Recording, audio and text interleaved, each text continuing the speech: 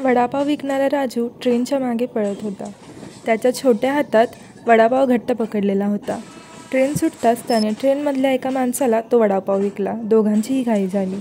एकाला पैसे घ्यायचे तर दुसऱ्याला पैसे द्यायचे होते. राजू अजून ट्रेनच्या मागे पळत होता. हात पुढे करत होता. तो माणूस दारात उभा राहून खिशातून पैशांचे पाकीट काढत होता. गाडीने वेग घेतला. राजू मागे धावू लागला. क्षणभर त्या माणसाच्या मनात आले, आता पैसे घेऊन काय उपयोग, जाऊ दे, नको द्यायला. मनात थोडी कपट भावना आली. पण पाकीट परत खिशात ठेवताना चुकून मोबाईल आणि पाकीट दोन्हीही खाली पडले.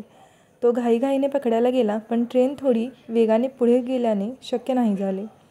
पाकीट व मोबाईल ट्रॅकवर पडून राहिले. त्या माणसाचा जीव घाबरला. त्यात प्रवासाचे पैसे, खर्चाचे पैसे, तिकीट सगळंच होतं. तो माणूस कोपऱ्यात जाऊन बसला. शरमेने आणि भीतीने डोळ्यात पाणी आले. शेजारी ठेवलेली वडापावसुद्धा खायची त्याची भावना झाली नाही. थोडा वेळ गेला. गाडी पुढच्या स्टेशनवर थांबली. TC डब्यात चढला. तिकीट तपासणी सुरू झाली. त्या माणसाचा नंबर आला. तिकीट पॉकेटमध्ये होते. आता त्याच्याकडे काहीच नव्हतं. विना तिकीट प्रवासी म्हणून तो पकडला गेला. दंड होणार अशी ट्रेनमध्ये चर्चा सुरू झाली. 4 लोकांमध्ये झालेल्या अपमानाने गडगंज श्रीमंत असूनही, आयुष्यभर समाजात स्वाभिमानाने जगला असूनही आज ट्रेनमध्ये 4 लोकात उभं राहणं त्याला सहन होत नव्हतं. नाईलाजाने कारवाई करण्याची वेळ आली. ट्रेनमधल्या प्रवासी मित्रांच्यात नाचक्की झाली. अपमानाची आज बारी आली.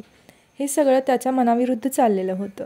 आयुष्यभर समाजात निस्वार्थपणे मदत करत आलोय. खूप जणांनी चांगला मार्ग दिलाय आणि आज एका साध्या चुकीची शिक्षा इतकी मोठी असू शकते का, याचा विचार त्याच्या मनात येतो. TC कारवाईसाठी त्याला घेऊन जायला निघतो. तेवढ्यातच एक छोटा मुलगा व्हिडिओ कॉलवर बोलत त्याच्यासमोर उभा राहतो.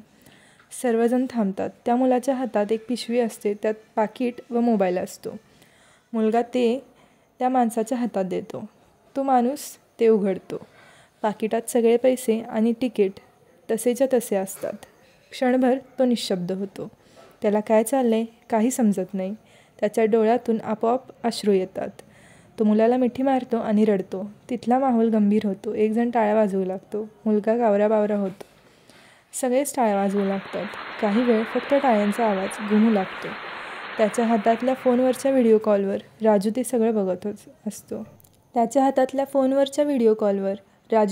बघत असतो. मुलाला आणि राजूला मनोमन खूप आनंद होतो. तो माणूस TCला तिकीट दाखवतो. TC हसतो.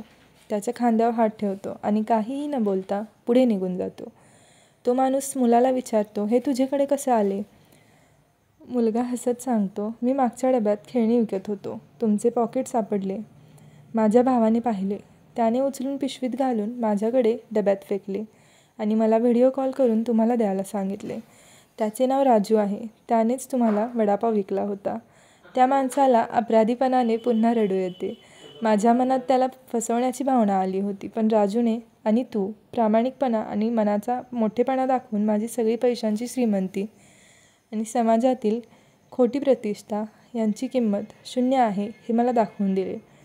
खोटेपणाला किंमत शून्य असते हे तुम्ही मला शिकवलं बाळांनो. मला माफ करा. त्याने मुलाच्या हातात पाकीटमधील सगळे पैसे ठेवले. पण त्या मुलाने पैसे घेतले नाहीत. त्याला नकार दिला. दादाने फक्त वडापावाचे पैसे घ्यायला सांगितले आहेत असे सांगितले आणि तेवढेच पैसे घेऊन तो मुलगा हसत हसत पुढे निघून गेला. टाळ्यांचा आवाज ट्रेनमध्ये अजूनही स्पष्ट घुमत होता आणि त्या पोरांच्या चेहऱ्यावर करोडो रुपये कमावल्याची भावना झळकत होती.